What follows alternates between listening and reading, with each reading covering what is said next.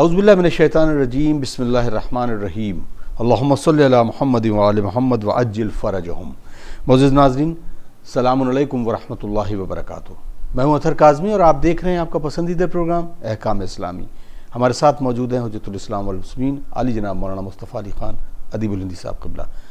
قبل اس کے کہ ان کا استقبال کیا جائے اور اس پروگرام کا آغاز کیا جائے، ایک خوبصورت سی حدیث آپ تمام ناظرین کی خدمت میں پیش کرتا ہوں۔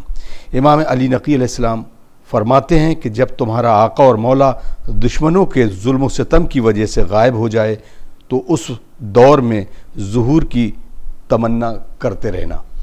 حقیقت یہی ہے کہ ہم اپنے آقا اور مولا کے ظہور کی تمنا بھی کر رہے ہیں اور دعا بھی کر رہے ہیں، لیکن کاش ہمارا عمل بھی اسی طرح سے ہو جائے کہ آقا اور مولا بھی کہیں کہ یہ ہمارا چاہنے والا ہے اور ہمارا شیعہ ہے۔ تو امید کرتے ہیں کہ ہم اپنے عمل کو ضرور اس انداز میں اپنی زندگی میں ضرور ڈھالیں گے جیسے ہمارا اور آقا اور مولا چاہتا ہے۔ آئیے مولانا کا استقبال کرتے ہیں اور اس پروگرام کا آغاز کرتے ہیں۔ السلام علیکم۔ وعلیکم السلام ورحمۃ اللہ۔ اگر گفتگو آج اسی مرحلے کی طرف بڑھائیں گے کہ ہم حجاب کی بات کرتے ہیں تو حجاب میں بہت سارے سوالات لوگ پیدا کرتے ہیں، اور کلچر ایسا ہو گیا کہ وہ اپنے آپ کو اپ گریڈ ہوتا، جو جتنا اوریانیت کی طرف بڑھے گا اس کو اپنے کلاس کو اتنا اوپر سمجھتا ہے۔ لیکن کچھ افراد جو ہیں جو حجاب کرتی ہیں، یعنی خصوصاً کہ فیملی میں خواتین حجاب کرتی ہیں، لیکن اس کے باوجود بھی وہ حجاب ایسا ہوتا ہے کہ اس حجاب کو بھی ضرورت ہوتی ہے حجاب کی۔ تو اس پر آپ ذرا تفصیل سے آج فرما دیجئے۔ اعوذ باللہ من الشیطان الرجیم، بسم اللہ الرحمن الرحیم، الحمدللہ رب العالمین، وصلی اللہ علی سیدنا محمد وآلہ الطیبین الطاہرین۔ بے شک یہ المیہ ہے کہ انسان تعلیمات، اور یہ المیہ کی وجہ بھی معلوم ہے کہ یہ اہل بیت علیہ السلام کی تعلیمات سے دور ہونے کا نتیجہ، اور جن لوگوں نے غدیر کو چھوڑ کر سقیفہ کو اختیار کیا، یہ اس کا تمام گناہ ان کی گردن کے اوپر بھی ہے کہ آج اسلامی مسلمان کہے جانے والی قوم اسلام کی تعلیمات سے اپنے آپ کو دور رکھتی ہے، اور اگر عمل کرتی بھی ہے تو اس طرح سے عمل نہیں کرتی جیسے عمل کرنا چاہیے۔ لہٰذا دو طرح کے لوگ ہیں، ایک وہ ہیں جو اصلاً احکام اسلامی پر خصوصاً حجاب پر عمل نہیں کر رہے ہیں، خوب ان کے لیے حکم بالکل الگ ہے، اور ان کے لیے ضروری ہے کہ وہ حجاب کے معاملات کو سمجھیں اور اس کے اوپر عمل کریں۔ دوسرا طبقہ وہ ہے کہ جو حجاب ظاہری طور پر قبول کرتا ہے اور اس کو عملی بھی کرتا ہے، لیکن جب ہم اس حجاب کی طرف نگاہ کرتے ہیں تو وہ حجاب کہیں سے نظر نہیں آتا۔ اس کی وجہ یہ ہے کہ شاید حجاب کا کانسیپٹ کلیئر نہیں ہوا ہے۔ اگر حجاب کا کانسیپٹ کلیئر ہو جائے تو شاید وہ اس طرح کی غلطی نہ کرے، ممکن ہے نادانی میں یہ کام انجام دے رہے ہوں، کیونکہ بہرحال وہ اس چیز کو فالو کرنے کی کوشش کر رہے ہیں۔ تو حجاب کو سمجھنے کے لیے ضروری ہے کہ حجاب کا مقصد کیا ہے۔ حجاب کا مقصد ہے اپنے آپ کو، یعنی خاتون کا اپنے آپ کو، اپنے جسم کو نامحرم سے چھپانا، اور اس چھپانے کا ہدف یہ ہے، یعنی اس کا طریقہ یہ ہے کہ جسم کی جو بناوٹ ہے وہ ظاہر نہ ہو۔ اب چاہے یہ عمل چادر کے ذریعے کیا جائے، چاہے یہ عمل اوور کوٹ اور اسکارف کے ذریعے سے کیا جائے، کس طرح سے کیا جا رہا ہے یہ اہم نہیں ہے۔ اصل ہدف ہے کہ وہ مقصد جو ہے، وہ باؤنڈری جو ہے وہ حاصل ہو جائے۔ بے شک جو اہل بیت علیہ السلام کے گھرانے کی تابع خاتون ہیں اور اپنے آپ کو ان کی کنیز سمجھتی ہیں اور اس پر عمل کرنا چاہتی ہیں، وہ ظاہر ہے کہ جناب صدیقہ طاہرہ سلام اللہ علیہا اور جناب زینب کبریٰ سلام اللہ علیہا کو اپنا آئیڈیل سمجھ کر وہ چادر، کالی چادر اوڑھتی ہیں جو وہ خواتین اوڑھا کرتی تھی، تاکہ ان کی تعصی بھی ہو، اور وہ حجاب کا اعلیٰ ترین مقام ہے۔ لہٰذا عرب چادر کہہ لیں یا ہندوستانی چادر، چادر سے مطلب نہیں، لیکن وہ کالی چادر جو سر سے لے کر پیر تک پورے جسم کو ڈھانک لے، اب اس کا نام آپ کچھ بھی رکھ لیں، لیکن وہ عبا یا وہ چادر جسم کو جو پوری طرح سے ڈھانک لے، جو شہزادی سلام اللہ علیہ کا طریقہ تھا، جو جناب زینب کبریٰ سلام اللہ علیہ کا طریقہ تھا، جو اہل بیت کے گھرانے کی خواتین کا طریقہ تھا، وہ اعلیٰ ترین طریقہ ہے حجاب کا۔ یعنی جسم کے تمام اعضاء کو اس طرح سے چھپا لینا کہ کسی طرف سے بھی اس کے اوپر کسی کی نگاہ نہ پڑ سکے، نہ پہنچ سکے۔ لیکن اگر کوئی یہ چادر نہیں اوڑھتا ہے تو وہ حکم شرعی کے خلاف تب تک نہیں ہے جب تک وہ کسی اور طریقے سے اسی چیز کو حاصل نہ کر لے۔ مثال کے طور کے اوپر ہندوستان اور پاکستان میں پہلے برقعے رائج تھے، یعنی جو آگے سے کھلے ہوتے تھے لیکن بٹن کے ذریعے سے بند کر دیا تھا، یعنی دو ٹکڑوں میں ہوتے تھے، پھر اوپر کا مقنا الگ سے آتا تھا، برقعے کہلاتے تھے۔ وہ بھی بالکل وہی ہدف حاصل کر لیتا ہے، لہٰذا کوئی مسئلہ نہیں ہے. ضروری نہیں کہ آپ وہی چادر، وہی عرب کی چادر، وہی حجاز کی چادر پہنیں، ضروری نہیں ہے. کسی بھی طریقے سے اگر جسم کی بناوٹ کو چھپا رہے ہیں تو وہی کافی ہے. اب البتہ اس میں خیال رکھنا ہے کہ یہ لباس جو چادر کے نام پر ہے، عبا کے نام پر ہے، اس کا ہدف کیا ہے؟ جسم چھپے اور آپ انگوش نما نہ بنے، لوگوں کی نظر آپ پر نہ پڑے. اب مثال کے طور پر آپ ایک ایسی چادر پہنے جس کا رنگ ایسا ہے کہ لوگ آپ کی طرف متوجہ ہو، جی ولو وہ جسم کو نہیں جسم کو ڈھانک رہا ہے لیکن لوگ آپ ہی کی طرف متوجہ ہو رہے ہیں کیونکہ اس کا رنگ ایسا ہے. تو اس سے بھی پرہیز کرنا ضروری ہے، کیونکہ ہدف حجاب کا کیا ہے کہ لوگ انگوش نما نہ بنے، آپ لوگ آپ کی طرف متوجہ نہ ہوں اس چیز کی وجہ سے. لہٰذا کالا رنگ اسی لیے عبا کے لیے رکھا گیا اور پسند کیا شہزادی سلام اللہ علیہ نے کہ تقریباً ایک ایسا رنگ ہے جس کی طرف لوگ متوجہ نہیں ہوتے. لیکن اگر مثال کے طور پر سرخ چادر پہنے، کوئی ایسا رنگ استعمال کرے جس کی طرف ہر ایک کی نگاہ پڑتی، کوئی زرد رنگ کی چادر اوڑھے، وہی چادر ہو لیکن ایسا رنگ ہے کہ ہر ایک اس کی طرف متوجہ ہوگا، لہٰذا اس سے پرہیز کرنا ضروری ہے. یا مثال کے طور پر کالی عبا ہے لیکن وہ جسم سے اس طرح سے لپٹی ہوئی ہے کہ پورے جسم کے جو بناوٹ ہے وہ ظاہر ہو رہی، تو اس کا بھی کوئی فائدہ نہیں، کیونکہ اسلام ریپنگ کا نام حجاب نہیں ہے. ریپ کر دینے کا نام جسم کو حجاب نہیں ہے، جسم کو ڈھکنے کا نام حجاب ہے. تو ڈھکنا بہت الگ چیز ہے اور ریپ کر دینا الگ چیز ہے. جسم کے ظواہر ظاہر نہیں ہونے چاہیے، جسم کی بناوٹ دکھائی نہیں دینی چاہیے. اب صرف رہی بات کہ چہرے کا اور ہاتھ کا مسئلہ، تو جتنا چہرہ جو وضو میں ہم دھوتے ہیں اتنا چہرہ اور ہاتھ، یعنی یہ گٹے تک کے ہاتھ کو کھولا جا سکتا ہے. یہاں پر اس چیز کو ہم بیان کر دیں کہ اگر چہرے کے اوپر کوئی میک اپ کر لے، ایسے خاتون کے لیے واجب نہیں ہے چہرے کو ڈھانپنا یا ہاتھ کو ڈھانپنا، لیکن اگر وہ چہرے پہ میک اپ کر لے اور میک اپ کے ساتھ باہر نکلنا چاہے تو پھر اب اس کو چہرے کو بھی ڈھانکنا ضروری ہو جائے گا. یا ہاتھ کے اوپر اس طرح کے سنگار کر لے کہ ہاتھ کے اوپر سنگار آ جائے تو پھر اس کو ڈھانکنا ضروری ہو جائے گا. اگر ہاتھ پہ سنگار نہیں ہے، سادہ ہے ہاتھ اور چہرے کے اوپر کوئی سنگار نہیں ہے، میک اپ نہیں ہے، تو پھر اس کو کھولنے میں کوئی حرج نہیں ہے.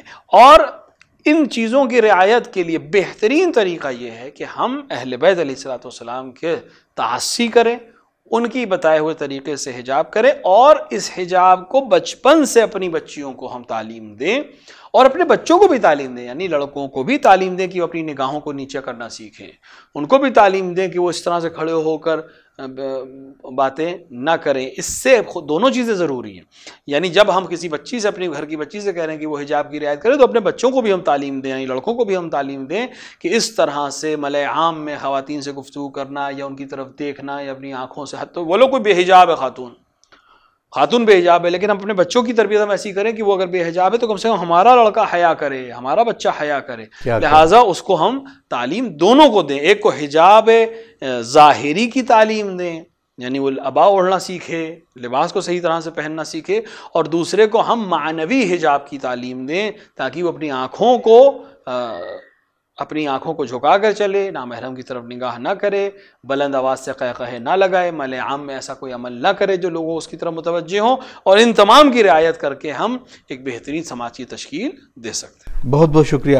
اب جیسے کہ کچھ خواتین کو دیکھا گیا کہ وہ اپنے اسکارف تو پہنتی ہیں لیکن ایک جیسے اونٹ کا کوہان کی طریقے سے سر کے اوپر باندھ دیتے ہیں، تو اس کو کیا منع کیا گیا ہے؟ اس کے بارے میں کیا حکم ہے؟ رسول اکرم صلی اللہ علیہ وآلہ نے لعن کی ہے ایسی خواتین کے اوپر جو اپنے بالوں کو اونٹ کے کوہان کی طرح بنا کر چلیں، کیونکہ بالآخر میں نے جیسے عرض کیا گیا کہ حجاب کا ہدف کیا ہے کہ لوگ آپ کی طرف متوجہ نہ ہوں، ولو اسکارف میں بال ڈھکے ہوئے ہیں، لیکن اگر اس کا بناوٹ ایسی ہو کہ پھر انگوش نما ہوں، چار لوگ متوجہ ہوں، تو پھر اس حجاب کا کوئی فائدہ نہیں ہے. لہٰذا بال ڈھانکنا اولاً واجب ہے. بہت دفعہ ہم نے دیکھا ہے، ظاہراً مومنین میں سے تو بہت کم ہے ایسا کوئی ہو، لیکن بہرحال کہ سر پورے جسم پہ چادر ہے لیکن سر کھلا ہوا ہے، جبکہ بالوں کا پردہ سب سے پہلے ہے. لہٰذا بال کا پردہ ضروری ہے. اب چاہے اسکارف کے ذریعے کریں، چاہے مکھنے کے ذریعے کریں، چاہے چادر کے ذریعے کریں، لیکن بالوں کا ڈھکنا ضروری ہے. دوسرا، بال کو اس طرح سے رکھنا جیسے نارمل ہیئر ہوتے ہیں، جیسے نارمل بال رکھے جاتے ہیں کہ وہ بناوٹ اس کی دکھائی نہ دے. لہٰذا جب ملء عام میں نکلیں تو وہ نظر نہیں آنا چاہیے، خصوصاً جیسے کہ آپ نے اشارہ کیا اونٹ کے کوہان جیسا، کہ عمل ہم کے ذریعے جیسا بال کا بنانا اور اس کو اپنے ولو وہ چادر کے نیچے ہو، لیکن چونکہ وہ انگوش نما ہے لہٰذا وہ منع ہے. حتیٰ رسول اکرم صلی اللہ علیہ وآلہ نے لعن کی ہے، لہٰذا انسان کو اس سے اجتناب کرنا چاہیے. بہت بہت شکریہ آغا، کیونکہ آپ نے ایک اور بہت اچھا موضوع یہ بھی کہا کہ ہم اکثر جب بھی حجاب کا تذکرہ کرتے تو صرف خواتین کی طرف اشارہ کرتے، جس میں آپ نے کہا کہ نہیں، اپنے لڑکوں کو یعنی میل جینڈر کو بھی ایسی تربیت دیں تاکہ وہ بھی اپنی نگاہوں کو اسی طرح سے استعمال کریں جس طرح کہ اسلام اور شریع کے حساب سے ہونا چاہیے.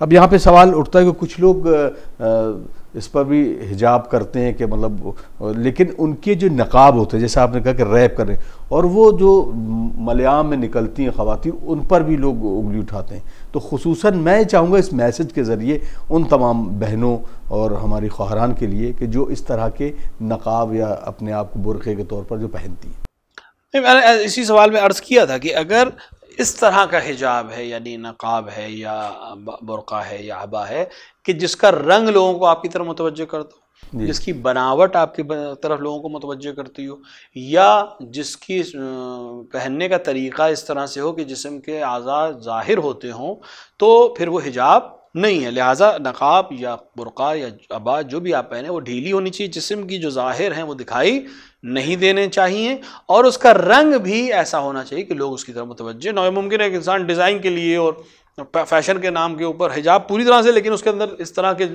بوٹے بنے ہوئے ہیں یا اس طرح کا ڈیزائن بنا ہے یا رنگ اس طرح کا ہے کہ لوگ اس کی طرف متوجہ ہو رہے ہیں، تو فائدہ نہیں ہے. کوشش کریں کہ اس طرح سے حجاب کریں کہ لوگ آپ کی طرف متوجہ نہ ہو. ہاں باقی آپ کس طرح کا لباس پہننا چاہیے یہ گھر کے لیے، گھر کے وہ افراد جو محرم ہیں ان کے لیے آپ رکھیں یا خواتین کی محفل کے لیے رکھیں، لیکن ملء عام پہ نکلتے وقت اس چیزوں کی رعایت ضروری ہے. کسی بھی طرح کا ایسا حجاب جو آپ کو انگشت نما بنائے، لوگوں کی نظر کا آپ کی طرف متوجہ ہو، اس کو کرنا صحیح نہیں ہے.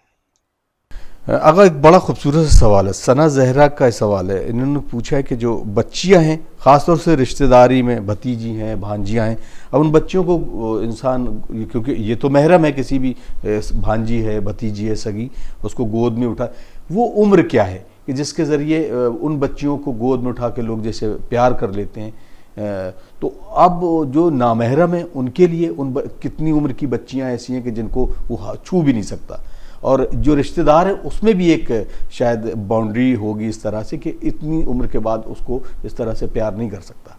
دیکھیے جہاں تک مثال کے طور پر سگی بھتیجی ہے، سگی بھانجی جو محرم ہے، اس کے لیے اس طرح سے کوئی باؤنڈیشنز نہیں ہیں کہ آپ اس کو مثال کے طور کے اوپر پیار نہ کریں، لیکن اس طرح سے رہے کہ کسی بھی طرح کا کوئی شائبہ نہ آنے پائے. اور ظاہر سی بات ہے عمر بلوغ جب حاصل ہو جاتی ہے، جو بلوغ کی عمر ہے، اس کے بعد اس چیز سے پرہیز کرنا چاہیے. ہاں دست شفقت سر کے اوپر رکھ دیا گیا، یا مثال کے طور پر تعریف کر دی گئی، یا مثال کے طور کے اوپر کوئی ایسا عمل جس کے ذریعے سے اس کو تسکین دینے کا سبب، وہ ایک الگ بحث ہے. لیکن بوسہ لینا یا گلے سے لگانا یا گود میں بیٹھانا، یہ وہ چیز عمل ہیں کہ جس سے ایک عمر کے بعد ولو محرم ہے اس سے پرہیز کرنا چاہیے. لہٰذا سن بلوغ کے بعد اس چیز سے احتیاط کرنا چاہیے. اور جو یہ تو سگے محرم کی بات ہو رہی ہے، جو نامحرم ہیں جو ہمارے عرف میں محرم بن جاتے ہیں اس سے مراد نہیں ہے. جو سگے محرم یعنی سگے بھتیجی ہے، سگی بھانجی ہے، سگا چچا ہیں، سگے ماموں ہیں، اس کا مسئلہ بالکل الگ ہے.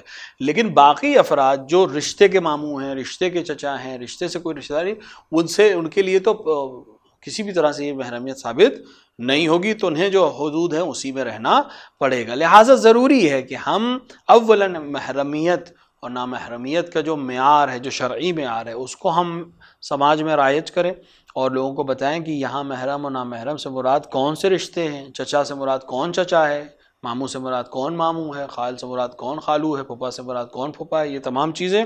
اور اسی کی طرح جتنے بھی ہمارے رشتہ داریاں، چچا زاد بھائی ہے، چچا زاد بہن ہے، خالہ زاد بھائی ہے، خالہ زاد بہن ہے، یہ کسی طرح سے ایک دوسرے کے محرم نہیں ہے. لہٰذا اس کی رعایت ہونا ضروری ہے، اور اس تعلیم کے بعد ہی ہم توقع کر سکتے ہیں کہ وہ اس چیز کی رعایت کر سکیں. بہت بہت شکریہ. تو ناظرین، ہم اس گفتگو کو آپ تک پہنچا رہے تھے، اور حجاب اور حجاب سے ریلیٹڈ بہت ساری باتیں جو آج ہمارے معاشرے میں عام طور پر کی جاتی ہیں، اور خصوصاً رول ماڈل ہمارے لیے جو ہیں ان کی طرف ہمیں نظر ثانی کرنا چاہیے۔ آئیے کچھ الگ سے کچھ سوالات ہیں ان کی طرف بڑھتے ہیں۔ آغا السلام علیکم۔ وعلیکم السلام۔ انہوں نے پوچھا ہے کہ میرا سوال یہ ہے کہ کیا مغرب کے وقت کھانا پینا کی ممانعت ہے، اور اگر اس میں کھا پی لیا جائے تو کیا اس میں حرج ہے کوئی؟ نہیں، اولاً تو مغرب کے وقت کھانے پینے کی کوئی ممانعت نہیں ہے، کسی بھی وقت کھانے پینے کی، مگر یہ کہ شرعاً وہ انسان روزے سے ہو یا کوئی اور وجہ ہو، کوئی ممانعت نہیں ہے، کسی بھی وقت بھی انسان کوئی بھی چیز اگر اذان کی وقت ہی کہا جاتا ہے، بزرگ کہتے ہیں کہ اذان جب ہو رہی ہو تو اس وقت کھانا پینے سے پرہیز کرنا چاہیے۔ مراد اس کی یہ ہے کہ انسان اذان کے وقت کسی بھی عمل کو ترک کر کے نماز کی طرف بڑھے، لیکن اگر کوئی انسان کھا پی رہا ہے تو شرعاً کوئی مسئلہ اس کے لیے نہیں ہے، فقہ کے لحاظ سے شرعاً کوئی مسئلہ اس کے لیے نہیں ہے۔ ہاں، آداب کے لحاظ سے کھانے پینے کا جو آداب ہیں اس میں یا اذان کے اور نماز کے جو احترام ہے وہ ایک الگ بحث ہے۔ شرعاً جب حکم دیا جاتا ہے تو وہ اس کا تعلق صرف ان 5 کیٹیگری سے ہوتا ہے، یعنی حرام ہے، حلال ہے، جائز ہے، ناجائز ہے، مکروہ ہے اور مستحب ہے۔ تو فقہ کے لحاظ سے اگر وہ انسان کوئی اذان کے وقت کھا رہا ہے یا پی رہا ہے تو شرعاً اس نے نہ کوئی حرام چیز انجام نہیں دی ہے، لیکن ادب کے لحاظ سے اگر ہم دیکھیں، اخلاق کے لحاظ سے ہم دیکھیں تو ایک اچھا عمل نہیں ہے۔ اذان کا مطلب یہ ہے کہ انسان اذان کا احترام کرو۔ اذان کا احترام یہ نہیں ہے کہ سر پہ دوپٹہ رکھ لیں یا کھانا پینا چھوڑ دیں۔ اذان کا احترام یہ ہے کہ انسان نماز کی تیاری کرو، جا کے نماز پڑھے، لہٰذا انسان کو خیال رکھنا چاہیے۔ اور اگر کسی وجہ سے مثال کے طور پر احترام نہیں کر سکا اور وہ نماز کے وقت یا اذان کے وقت یا مغرب کے وقت کھانا کھا رہا ہے تو اس نے کوئی حرام انجام نہیں دیا، کوئی چیز بھی اس کی گردن کے اوپر نہیں ہے۔ بہت بہت شکریہ۔ نہال احمد لکھنؤ سے سوال کرتے ہیں کہ مولانا صاحب، مسجد کے کارنر پر ایک اکثر طاق بنا دیا جاتا ہے، اور مومنین کو اکثر دیکھا گیا ہے کہ وہ نماز تو نہیں پڑھتے مسجد کے اندر لیکن اس طاق کو چومتے ہیں۔ تو اس طاق کو چومنا، اس میں کینڈل جلانا یا اس میں اگربتی جلانا، یہ کیسا عمل ہے؟ اور خصوصاً جو انہوں نے کہا کہ وہ نماز میں تو نہیں جاتے مسجد میں، وہ چومنا اس کو اپنے لیے شاید لائق فخر اور سمجھا جاتا ہے۔ دیکھیے، بہت سے عمل انسان خصوصاً معاشروں میں ایسے انجام دیتا ہے کہ جس کا خود اسے علم نہیں ہوتا کہ وہ کیوں کر رہا ہے، کیونکہ مثال کے طور پر باپ نے یا ماں نے وصیت کی تھی کہ میرے بعد مسجد کے چراغ تم جلایا کرنا، لہٰذا وہ بچی یا وہ بچہ جو ہے وہ ماں کی وصیت پہ عمل کرتے ہوئے مسجد میں چراغ جلانے آتا ہے، اسے معلوم بھی نہیں اس کا ہدف کیا ہے۔ جی، دوپہر کے 2 بجے بھی آ کر وہ مسجد کے باہر چراغ جلا سکتا ہے کیونکہ اسے ہدف نہیں معلوم ہے۔ ہدف والدہ نے یا ان کی دادی نے جب وصیت کی تھی وہ زمانہ تھا کہ جب مسجد میں بلب نہیں تھے، جب مسجد میں ٹیوب لائٹ نہیں تھی، جب سولر لیمپس نہیں آئے تھے، اس وقت ظاہر سی بات ہے جب لائٹ نہیں ہے تو مسجد میں چراغاں کرنے کا مقصد یہ ہوتا تھا کہ مسجد روشن رہے، جو لوگ نماز پڑھنے آئے ان کے لیے وہاں پر نور رہے تاکہ اندھیرا نہ رہے، تو ہدف یہ تھا۔ تو جب ہم ہدف کو نہیں جانتے اور صرف صور کو، یعنی جو تصویر ہے بس اسی کو ہم اپنا رول ماڈل سمجھتے ہیں تو ہمارے لیے پرابلمس ہوتی ہیں۔ رہی بات وہ طاق اسی لیے بنائی گئی تھی کہ جو انسان مثال کے طور کے اوپر ہدف اس کا یہ نہیں تھا کہ مسجد کو روشن کیا جائے، یعنی مسجد میں جب لائٹ آ جائے تو اسے روشن کیا جائے، ہدف اس کا یہ تھا کہ جب لائٹ نہ ہو اور دور سے پتہ چلنا ہو کہ مسجد کہاں ہے تو اس پہ باہر ایک چراغ جلا دیا جاتا تھا کہ دور سے مسجد دکھائی دیتی تھی کہ لوگوں کو آسانی رہے کہ مسجد کدھر ہے، ڈائریکشنز، کیونکہ پہلے اسٹریٹ لائٹ نہیں ہوتی تھی، ڈائریکشنز کے اتنے سسٹم نہیں ہوتے تھے، لہٰذا اس کا ہدف یہ ہے۔ بعض جگہ چونکہ اس لیے کہ اندر آ کر خواتین مثال کے طور پر اگربتی یا خوشبو کی کوئی چیز جلانا چاہیں تو اندر مسجد میں پریشانی ہوگی، لہٰذا باہر ایک چیز بنا دی گئی ہے کہ وہ باہر آ کر مسجد میں خوشبو کے غرض سے یا نیت سے وہاں پر کوئی چیز اگر وہ جلانا چاہیں اگربتی ٹائپ تو جلا سکتی ہیں، اس میں کوئی حرج نہیں۔ لیکن ہاں، ان کا اشارہ بہت اچھا ہے کہ وہ انسان جو نماز نہیں پڑھتا، مسجد میں داخل نہیں ہوتا، وہ آ کر چراغ جلاتا ہے یا اگربتی جلاتا ہے، ٹھیک ہے، مسجد میں خوشبو کرنے کا یا اگر ہم مان بھی لیں چراغ کرنے کا ثواب اس کو ضرور ملے گا، لیکن اصل ہدف مسجد کا مسجد میں نماز پڑھنا ہے، اللہ کی عبادت کرنا ہے، تو اصل احترام بھی مسجد کا یہ ہوگا کہ انسان اس میں جائے اور نماز پڑھے، لہٰذا ضروری ہے کہ ہم مقصد کو سمجھیں۔ وہ افراد جو یہ کام انجام دیتے ہیں ان کو ہم پیغام یہی دینا چاہیں گے کہ اگر آپ کے والدین نے وصیت کی یا خود آپ کا دل چاہتا ہے کہ مسجد میں چراغ جلنا چاہیے، تو آج کا دور اگربتی کا اور شمع کا دور نہیں ہے، یہ اس وقت کا دور تھا جب بلبس نہیں بنے تھے، لیکن اب بلبس بن گئے، اب تو بلبس کی بھی ہائیسٹ کوالٹیز آ گئی ہیں، بلب سے عام بلب سے ہم سی ایف ایل کی طرف آئے، سی ایف ایل سے اب ایل ای ڈی کی طرف آ گئے ہیں، کوئی اگلا دور نہ جانے کس چیز کا دور ہوگا۔ تو ہم جس دور میں ہیں اس دور کی اگر کوئی چیز، مثلا مثال کے طور پر مسجد کے لیے ہم نے اکثر اپنی مسجد میں بھی ہم نے یہ بات کی، اکثر لوگوں نے اس کو قبول کر لیا کہ آپ ایک بلب لا کے مسجد کو گفٹ کر دیجیے، مسجد میں ظاہر سے ہوتا ہے بلب جو استعمال ہو رہا ہے کسی دن خراب بھی ہو سکتا ہے، الیکٹرانک چیز ہے، کبھی خراب بھی ہو سکتی ہے، جب وہ خراب ہو جائے گا تو یہ بلب اس کی جگہ ریپلیس ہو جائے گا. جب تک یہ جلے گا تب تک آپ کو وہی ثواب ملے گا جو مسجد کو چراغاں کرنے کا ثواب ہے. اگر آپ کوئی شمع لگائیں گے تو وہ 1 گھنٹہ 2 گھنٹہ 3 گھنٹے میں بجھ جائے گی، لیکن یہ بلب کم سے کم کچھ مہینے چلے گا. جب تک جو بھی عاقل ہے وہ اس فیصلے کو بہتر سمجھے گا کہ جہاں مہینوں ثواب ملے اور کہاں کچھ گھنٹے کے بعد یہ ثواب ختم ہو جائے. اسی طرح خوشبو کرنے کا مسئلہ ہے، خوشبو دینے کا مسئلہ ہے کہ مسجد میں خوشبو کرنا بہت اچھی چیز ہے، لیکن اس کے خاص ایریے کا انتخاب کرنا. اگر آپ جا کے محراب میں ہی ساری اگربتیاں جگا دیں گے تو وہ جو انسان وہاں نماز پڑھ رہا ہے اس کے دھوئیں سے اس کو کتنی اذیت ہوگی. خصوصاً اگر وہ ماہ مبارک رمضان کی ظہر میں نماز پڑھ رہا ہے تو اس کے لیے کتنی اذیت ناک ہو سکتی ہے وہ سچویشن. لہٰذا مقصد کو سمجھیں گے اگر تو ہم زیادہ بہتر طریقے سے عمل کر سکیں گے. مسجد میں چراغ جلانا یعنی لائٹ کرنا مسجد کو. اب وہ آج کے دور میں کہاں سے ہوگا؟ الیکٹرک بلب سے ہوگا، ٹیوب لائٹ سے ہوگا، LED لیمپ سے ہوگا، سولر سسٹم کے ذریعے سے ہو جائے گا. بہت سے لوگوں نے یہ کام کیا کہ اپنی مسجد میں جا کر سولر پینل لگا کر 2 بلب لگا دیے کہ اگر لائٹ نہیں بھی آئے، جو میونسپل الیکٹریسٹی ہے وہ فیل بھی ہو جائے تو یہ بلب جلتے رہیں گے. یہ انسان ایک ایسا انسان ہے جس نے عقل کے ساتھ ایک دینی عمل انجام دیا ہے، مقصد کو سمجھنے کے بعد عمل کو انجام دیا ہے. لہٰذا ضروری ہے کہ اپنے علاقے کے علماء سے، افراد سے مشورے کے بعد کوئی عمل انجام دیں جس کی بقا بھی ہو اور جس کے اندر ہدف ہو. بغیر ہدف کے جب ہم صرف پرانی باتوں کو فالو کرتے تو یہ نتیجہ آتا ہے کہ انسان دوپہر کے 2 بجے جا کر مسجد کے میں صحن میں ایک شمع جلاتا ہے کہ ہم مسجد میں چراغاں کر رہے ہیں، جبکہ خداوند عالم نے اتنا ہائی پاور کا بلب جلایا ہوا ہے کہ کوئی بھی چیز اس کے سامنے بیکار ہے. یہ کیوں کر رہا ہے یہ عمل؟ کیونکہ اس کو ہدف نہیں معلوم ہے. اگر ہدف معلوم ہو تو کبھی یہ کام انجام نہیں دیتا. لہٰذا سمجھانے کی ضرورت ہے. اگر سمجھائیں تو یقیناً 90% لوگ اس کو سمجھ جائیں گے. ممکن ہے 10% لوگ ہیں جو اپنی ہٹ دھرمی پہ رہے تو خیر ان کے لیے کوئی مسئلہ نہیں ہے، لیکن باقی 90% کو آپ سمجھا سکتے ہیں اور اپنے وظیفے پر عمل کر سکتے ہیں. بہت بہت شکریہ. تو ناظرین، آپ یہ پروگرام دیکھ رہے ہیں، اس پروگرام میں بہت سارے خوبصورت سے سوالات آتے ہیں. یہ سوال بھی ہے کہ جیسے کہ آغا نے کہا کہ وہ روشنی کرنے کا، تو کچھ لوگ واقعی جو بے معرفت اور ان کو عرفان اور ان کو وہ ہدف معلوم نہیں ہوتا ہے، جیسا کہا کہ ایک بلب لگا دیجئے، تو شاید اس میں سے کچھ لوگ ایسے بھی ہوں کہ وہ کہیں گے یہ بلب جلتا ہی رہنا چاہیے، کیونکہ جب تک یہ بلب جلتا رہے گا تب تک مجھے ثواب ملتا رہے گا. تو دن کی روشنی میں بھی وہ شاید بلب جلانے کی کوشش کرتے رہیں. تو شاید اسی بات کو کہا گیا ہے کہ آپ اپنی معرفت کو یعنی اپنی علم کو اس طریقے سے لے جائیں کہ جہاں پر ہدف آپ کے سامنے ہو. ایک بڑھتے ہیں اگلے سوال کی طرف. آگا بہت جلدی سے وقت بڑی تیزی سے نکل رہا ہے. انہوں نے سوال کیا ہے کیا مستحب نمازوں کے لیے وضو واجب ہے، اس کی وضو کی شرط ہے؟ دیکھیں، جب آپ نماز پڑھنے کے لیے کھڑے ہوں گے، مستحب نماز کا مطلب یہ ہے کہ یہ نماز پڑھنا مستحب ہے، یعنی اگر آپ نے نہیں پڑھی تو کوئی حرج نہیں ہے. لیکن جب نماز پڑھنے کے لیے آپ کھڑے ہوں گے تو جو اس کی شرائط ہے وہ بالکل ویسے ہی رہیں گے.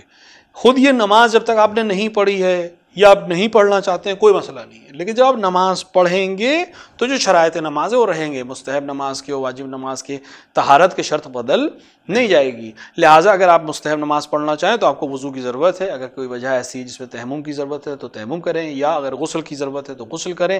بغیر وضو کے یا تیمم یا غسل کے نماز صحیح نہیں ہے. لہٰذا اگر نہیں پڑھنا ہے تو کوئی مسئلہ ہی نہیں ہے، لیکن اگر پڑھنا چاہتے ہیں تو پھر وضو اس میں ضروری ہے. ایسا نہیں کہ یا اس کے اندر باقی شرائط بھی ضروری. پھر آپ نجس لباس میں بھی نماز نہیں پڑھ سکتے، روب قبلہ ہونا بھی ضروری ہے، نجس جگہ پر بھی نہیں پڑھ سکتے، غصبی لباس اور غصبی جگہ پہ بھی نہیں پڑھ سکتے. جتنے بھی شرائط صحت نماز ہیں وہ سب باقی رہیں گے، ولو نماز واجب ہو یا مستحب ہو. البتہ صرف قبلے کی رعایت مستحب نمازوں میں ایک خاص روایت ہونے کی وجہ سے شرط نہیں ہے. یعنی اگر رعایت کر سکتے ہیں تو رعایت کریں، لیکن اگر رعایت نہیں کر سکتے ہیں تو پھر اس میں قبلے کی شرط نہیں رہتی اور آپ اس طرح بھی نماز پڑھ سکتے ہیں. لیکن باقی شرطوں کے لیے چونکہ ہمارے پاس کوئی سند نہیں ہے، لہٰذا آپ کو وضو اور یا غسل اور طہارت اور نجاست تمام جو شرائط ہیں اس کا خیال رکھتے ہوئے ہی یہ نماز پڑھنی ہے. بہت بہت شکریہ اور بڑا خوبصورت سا موضوع رہا. ناظرین، ہمیں دیجیے اجازت، انشاءاللہ اگلے ایپیسوڈ میں پھر حاضر خدمت ہوگی کچھ سوالوں کے ساتھ، کچھ موضوعات کے ساتھ. السلام علیکم ورحمۃ اللہ وبرکاتہ. آئیے دعا کرتے ہیں. اللہم اجل لولیک الفرج.